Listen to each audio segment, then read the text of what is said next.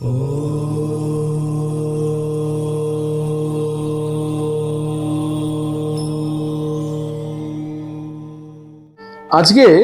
আমি আপনাদের একটা অদ্ভুত তথ্য নিয়ে জানাবো।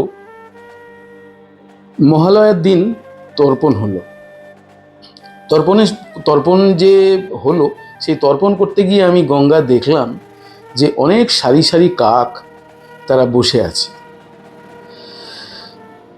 এই যে কাক, আমাদের হিন্দু শাস্ত্রে এত জীবজন্তু থাকতে কাককে কেন বেছে নেওয়া হলো?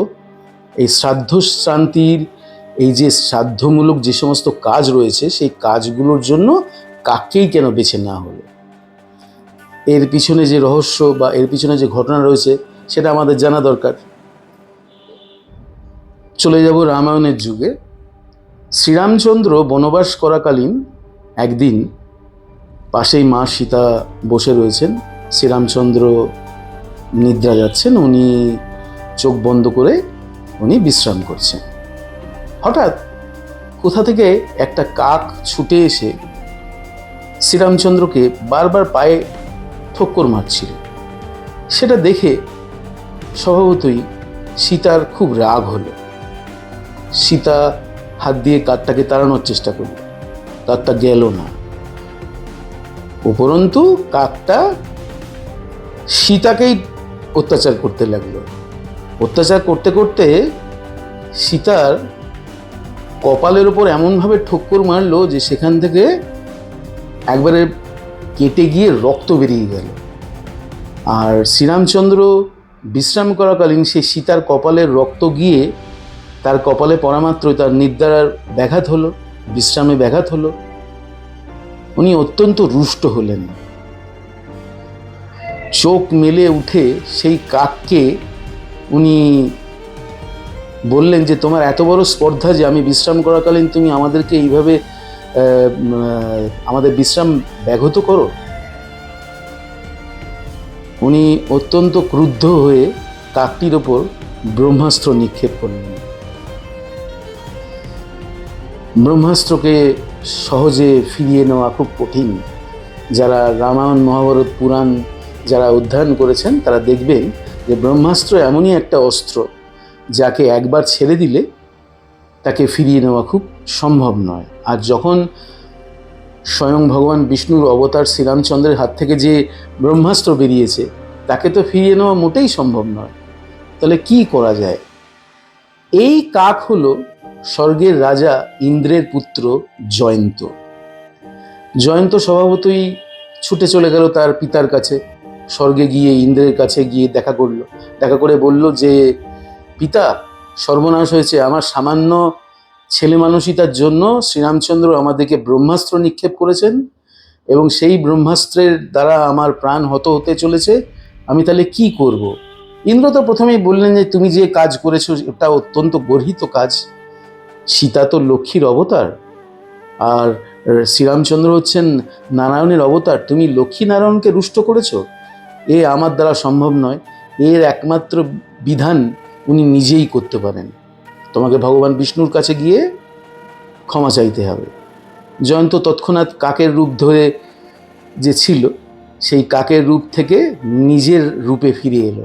ফিরে এসে ভগবান বিষ্ণু অর্থাৎ শ্রীরামচন্দ্রের পায়ে পড়ে বললেন, প্রভু, আমি যা করেছি অত্যন্ত অন্যায় কাজ করেছি। আমি কোনোদিনই এই ধরনের কাজ আর করব না। আপনি আমাকে মার্জনা করুন, আপনার ছেড়ে দেওয়া ব্রহ্মাস্ত্র আপনি ফিরিয়ে নিন। শ্রীরামচন্দ্র রুষ্ট হলেও উনি তো ভক্তের ভগবান, উনি পালনহার। উনি ভক্তের এই করুণ আবেদনকে উনি ফেরাতে পারলেন না। বললে, ঠিক আছে, তোমার প্রাণ নাশ হবে না সেটা ঠিকই, কিন্তু আমার হাত থেকে ছেড়ে দেওয়া ব্রহ্মাস্ত্র ফিরিয়ে নেওয়ার ক্ষমতা স্বয়ং ব্রহ্মদেবেরও নেই। স্বয়ং ব্রহ্মাও কিন্তু এই অস্ত্রকে নিরস্ত্র করতে পারবেন না, এটাকে ইনভ্যালিড করতে পারবেন না। তো সেক্ষেত্রে এই ব্রহ্মাস্ত্র যখন আমি ছেড়েছি তার প্রভাব তো পড়বেই বলে তখন শ্রীরামচন্দ্র এই যে ব্রহ্মাস্ত্রের যে প্রভাব সেটা ওই কাকটা অর্থাৎ কাকরূপী জয়ন্তর ডান চক্ষু অর্থাৎ দক্ষিণ চক্ষের ওপর নিক্ষেপ করলেন।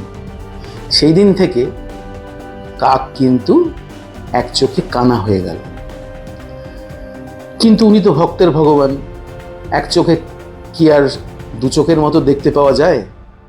তখন উনি জয়ন্তকে বললেন যে তোমার ভক্তি এবং তোমার এই যে বিনীত ভাব, এটা দেখে আমি একটা নতুন সিদ্ধান্তে উপনীত হলাম। আমি তোমাকে বর দিতে চাই যে এই যে এক চোখ, এই এক চোখে তুমি সাধারণ প্রাণীর থেকে অনেক বেশি দেখতে পাবে। অর্থাৎ যে সমস্ত মানুষ শরীর ছেড়ে বায়ুমণ্ডলে অর্থাৎ পঞ্চভূতে লীন হয়ে গেছে, এসব অশরীরী প্রেতাত্মাকে তুমি চোখে দেখতে পাবে।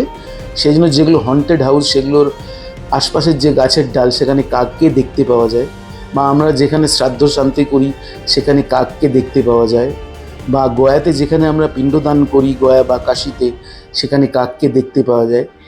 এই যে মৃত অশরীরী, এদের যে কষ্ট, এরা যে তাদের নতুন প্রজন্মের হাত থেকে শ্রাদ্ধ শান্তির কাজ শেষ করে যে তাদের যে পারলৌকিক ক্রিয়াটা যে সুষ্ঠুভাবে সম্পন্ন হবে, এটা শ্রীরামচন্দ্রেরই বর যে সে এই পুরো কাজটাকে সুষ্ঠুভাবে পরিচালনা করবে বা সেই পিণ্ডগুলো গ্রহণ করে ওই আত্মাদের শান্তি দান করবে। এই বরটা উনি দিলেন এই কাকরূপী জয়ন্তকে। তারপর থেকে পৃথিবীতে সমস্ত কাক কিন্তু এইভাবে চলতে থাকলো যে তারাই কিন্তু একমাত্র শ্রাদ্ধ শান্তি, একমাত্র উপলক্ষ। তারা কিন্তু সমস্ত শ্রাদ্ধের কাজে এই কাকই এসে কিন্তু পিণ্ডগুলো গ্রহণ করবে।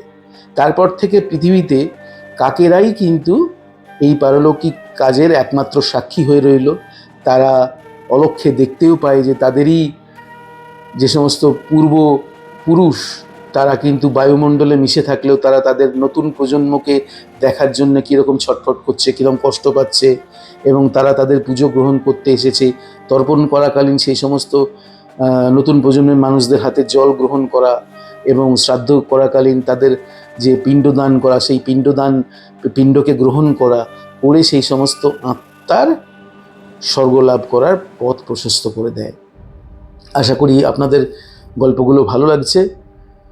সঙ্গে থাকুন, দেখতে থাকুন। আরও নতুন নতুন গল্পের সমাহার নিয়ে আমি আপনাদের সামনে আসব। আমি শান্তনু ভট্টাচার্য, আর আপনারা দেখছেন আমাদের এই চ্যানেল